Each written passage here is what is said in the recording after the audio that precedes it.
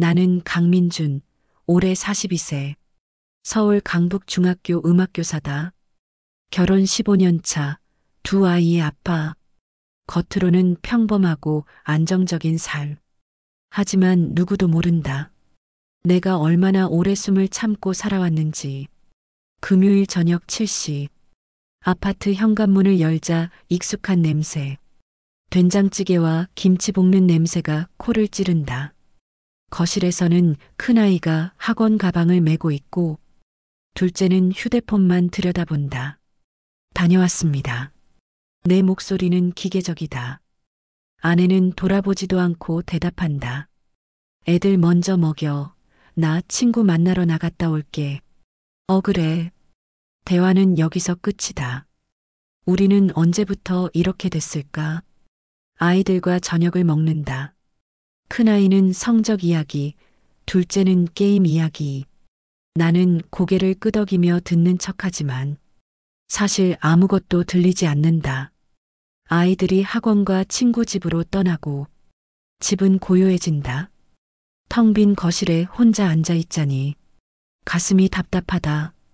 수지는 10시가 넘어서야 돌아올 것이다. 냉장고에서 맥주를 꺼내 한 모금 마신다. 씁쓸하다. 맥주가 아니라 내 인생이. 휴대폰을 들여다본다. 동료 교사들의 단톡방에 메시지가 떠 있다. 2차 가자. 하지만 나는 거기 끼고 싶지 않다. 그저 혼자 있고 싶다. 아니, 정확히는 이 남편과 아버지라는 탈을 벗고 싶다. 문득 노래방 생각이 난다. 아파트 단지 입구 24시간 노래방. 한 번도 가본 적 없지만 지나칠 때마다 네온 사인이 눈에 밟혔다. 나는 코트를 걸치고 밖으로 나선다. 10월의 차가운 공기가 뺨을 스친다. 노래방은 생각보다 한산하다. 카운터의 알바생은 졸린 눈으로 나를 쳐다본다. 1시간이요. 방은 좁고 어둡다. 하지만 이상하게 안심이 된다. 여기선 아무도 나를 선생님이나 아빠로 부르지 않는다. 나는 그저 나다. 리모컨을 들고 노래를 검색한다. 손이 저절로 움직여 옛날 발라드를 선택한다. 첫 소절이 흐르자 목이 메어온다. 사랑했지만 이젠 너를 보낼게. 노래 가사가 내 입에서 나오는 순간 나도 모르게 눈물이 흐른다. 내가 지금 누구를 떠나보내고 있는 걸까? 아내? 아니면 나 자신? 노래를 부르며 눈물이 흐른다. 남자가 혼자 노래방에서 우는 모습, 우스꽝스럽다. 하지만 멈출 수 없다. 1시간이 훌쩍 지나간다. 방을 나서려는데 복도 저편에서 피아노 반주가 들린다. 여자 목소리가 애절하게 노래를 부르고 있다. 지친 하루의 끝에 혼자 남겨진 이 밤에 나는 발걸음을 멈춘다. 그 목소리에는 나와 같은 외로움이 담겨 있다. 카운터로 가는 길에 그 방 앞을 지나친다. 문틈으로 희미한 조명이 새어나온다. 그 순간 문이 열린다. 그녀와 눈이 마주친다. 이연주. 같은 아파트 단지 107호에 사는 여자. 엘리베이터에서 몇 번 본 적 있다. 항상 단정한 옷차림에 조용한 인사. 하지만 지금 그녀의 눈은 빨갛게 부어 있다. 안녕하세요. 백사동 사시는 강민준입니다. 저도 여기 자주 오세요? 어색한 침묵. 그녀는 당황한 듯 고개를 숙인다. 아니요, 가끔 혼자 있고 싶을 때. 저도 오늘 처음인데 그런 날이네요. 우리는 짧게 웃는다. 하지만 그 웃음 뒤에 숨겨진 슬픔을 서로 느낀다. 그럼 먼저 가볼게요. 그녀는 재킷을 여미고 계산대로 향한다. 나도 뒤따라 나간다. 아파트로 돌아가는 길. 우리는 나란히 걷는다. 말은 없지만 이상하게 이 침묵이 불편하지 않다. 엘리베이터 앞에서 그녀가 먼저 말을 건넨다. 외로우시죠? 나는 깜짝 놀라 그녀를 바라본다. 그녀의 눈빛은 담담하다. 네, 아주 오래전부터요. 저도요. 엘리베이터 문이 열린다. 우리는 나란히 탄다. 10층과 7층을 누른다. 숫자가 하나씩 올라간다. 7층에서 그녀가 내린다. 돌아서기 전 그녀가 말한다. 다음 주 금요일 같은 시간에 또 갈 것 같아요. 문이 닫힌다. 나는 그녀의 마지막 표정을 기억한다. 그것은 초대였다. 다음 주 금요일. 나는 거짓말을 했다.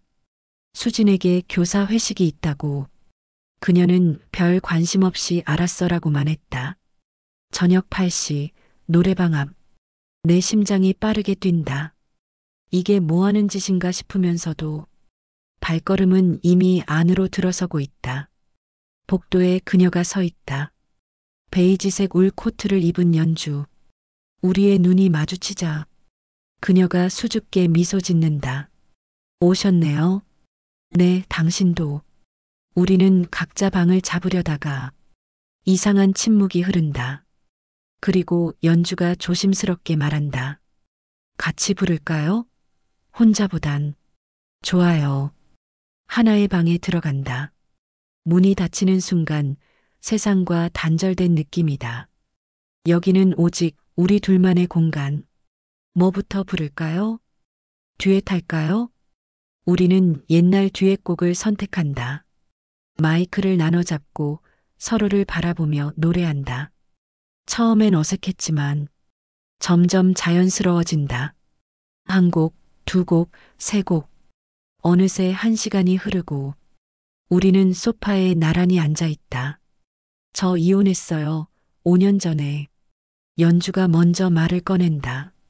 나는 고개를 끄덕인다. 딸 하나 키우면서 살아요. 피아노 가르치면서. 그런데 어느 순간부터 제가 엄마가 아니라 그냥 기계 같다는 생각이 들더라고요. 먹이고, 입히고, 가르치고. 그게 다예요. 나는 그녀의 손을 바라본다. 가늘고 긴 손가락, 피아노를 치는 손. 저는 결혼했습니다. 15년째, 두 아이 아빠고요. 하지만 제 아내와 마지막으로 제대로 된 대화를 나눈 게 언제인지 기억도 안 나요. 우리는 그냥 같이 사는 남남이에요. 외롭죠? 너무요, 견딜 수 없을 만큼. 침묵. 하지만 이 침묵은 따뜻하다. 연주가 내 손을 잡는다. 그녀의 손은 차갑고 떨리고 있다. 나는 그 손을 꽉 잡는다. 우리 이러면 안 되는 거 알아요.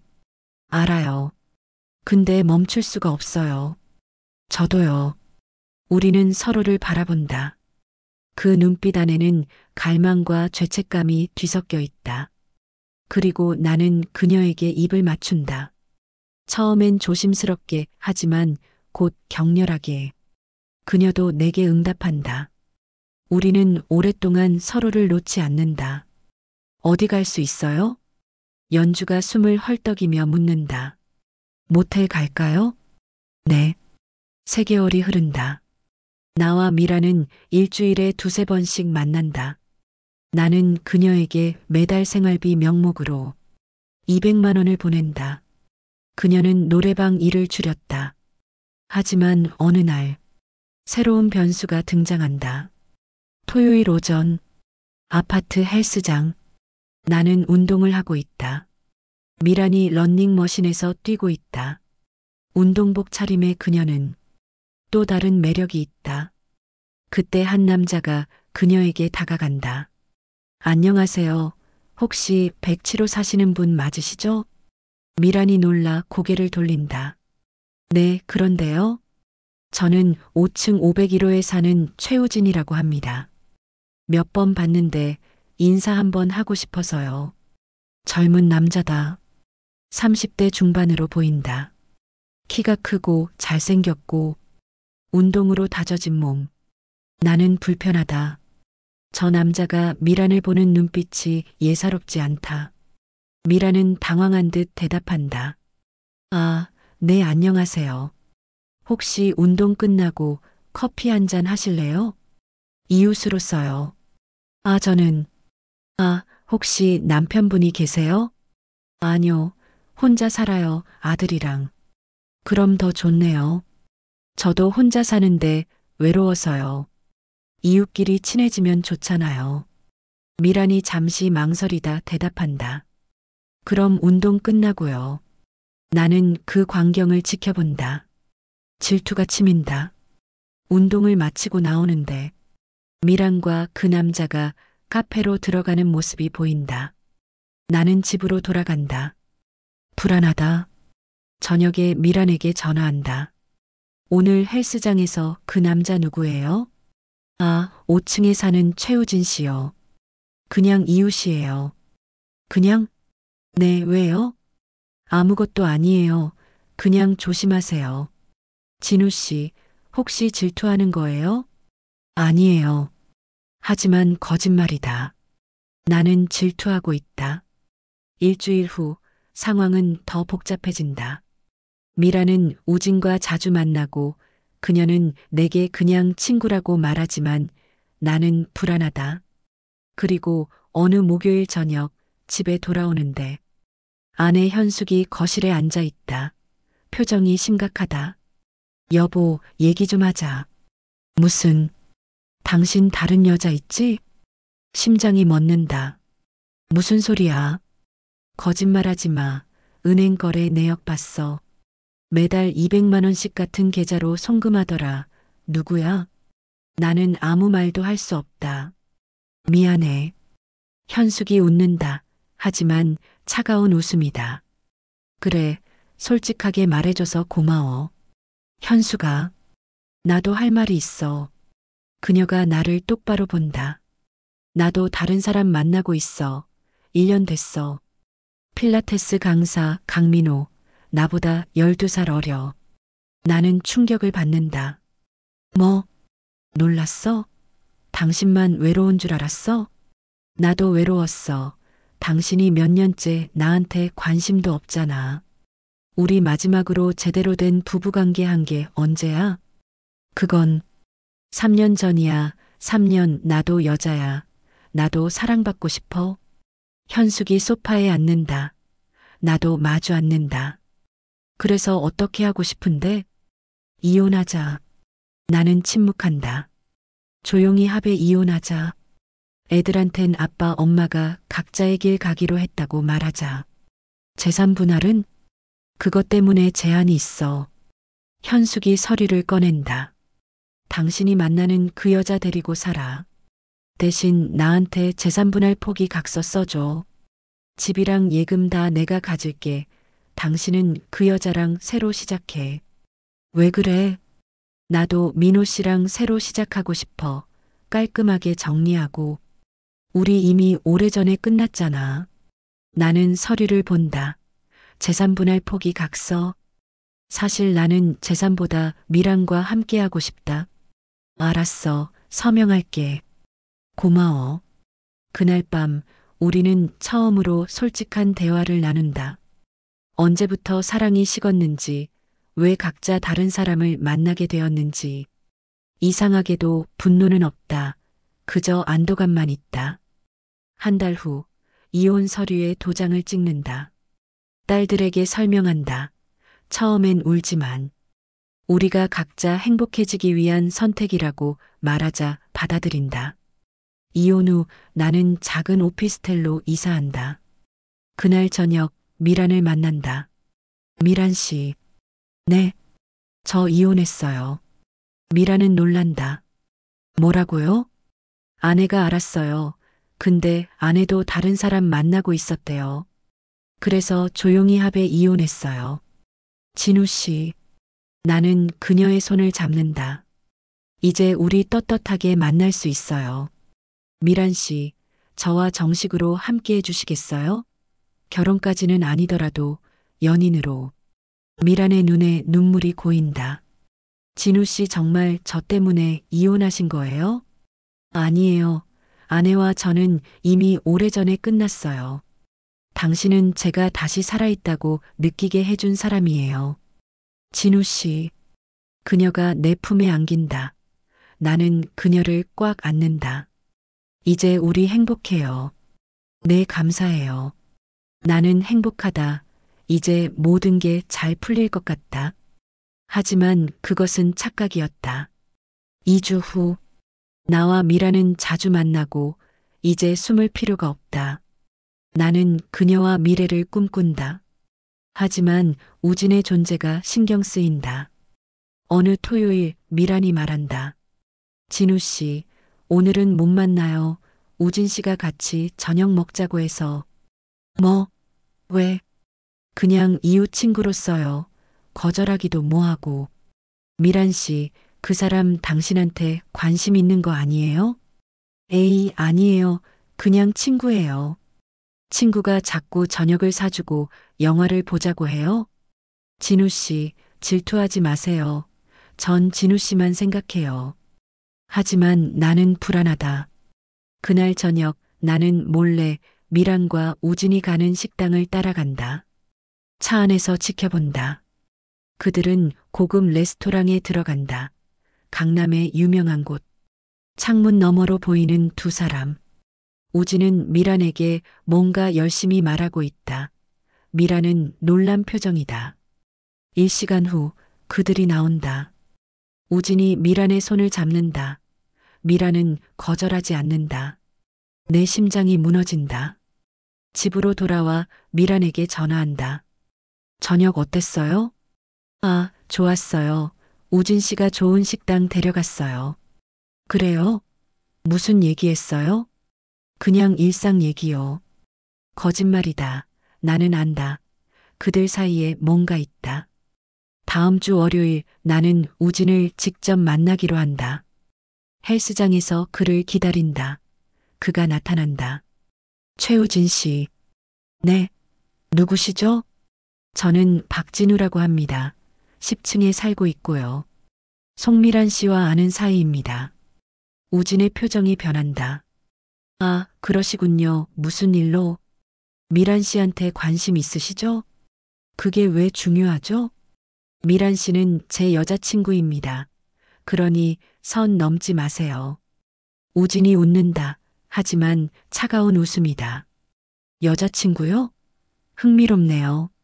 그럼 박진우 씨는 미란 씨가 어떤 일을 하는지 아세요? 알아요. 노래방 도우미요. 매일 밤 남자들 옆에 앉아서 술 따르고 노래 불러주는 일.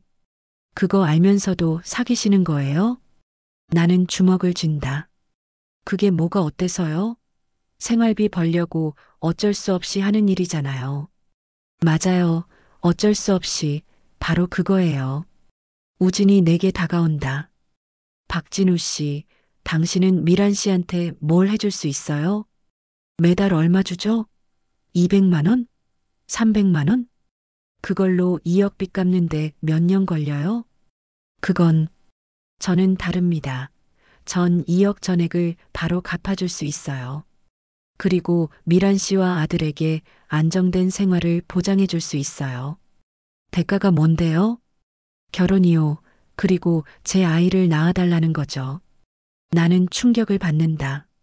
미란 씨가 그 제안을 받아들일 것 같아요? 글쎄요. 하지만 미란 씨는 현실적인 분이잖아요. 감정과 생존 사이에서 뭘 선택할까요? 우진이 헬스장을 나간다. 나는 그 자리에 멍하니 서 있다.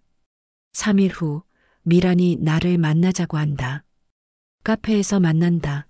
그녀의 표정이 어둡다. 진우 씨 할 말이 있어요. 뭔데요? 미란은 한참을 망설이다 말한다.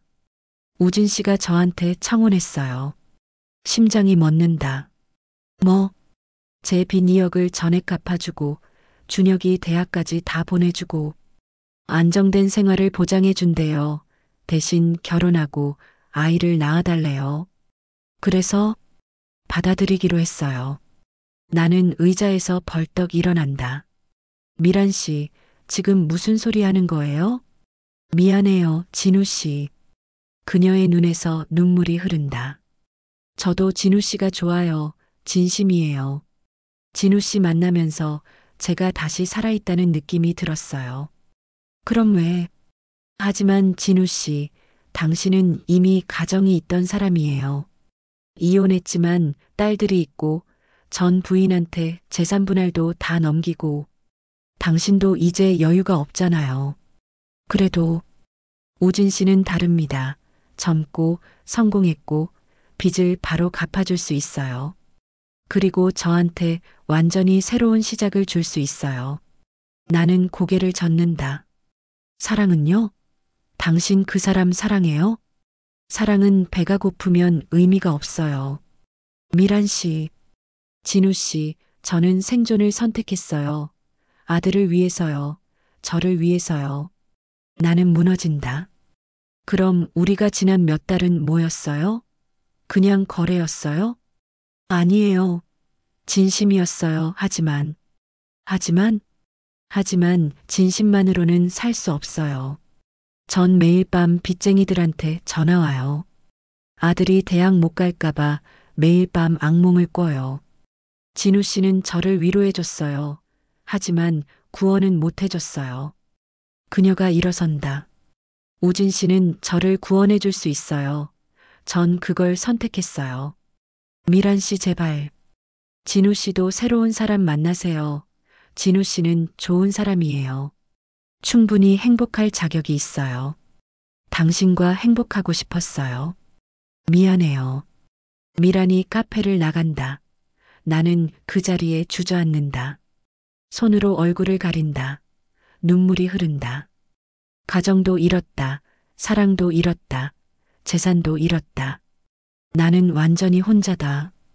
1년이 흐른다. 나는 작은 오피스텔에서 혼자 살고 주말엔 딸들을 만난다. 전 아내 현숙은 강민호와 동거를 시작했다. 처음 몇 달은 정말 힘들었다. 매일 밤 술을 마시고 미란을 생각했다. 배신감과 상실감에 잠을 이룰 수 없었다. 하지만 시간이 지나며 조금씩 받아들이게 되었다. 미란은 나를 이용한 게 아니었다. 그녀는 그저 생존을 선택했을 뿐이다. 그리고 나는 그녀를 사랑한 게 아니었다.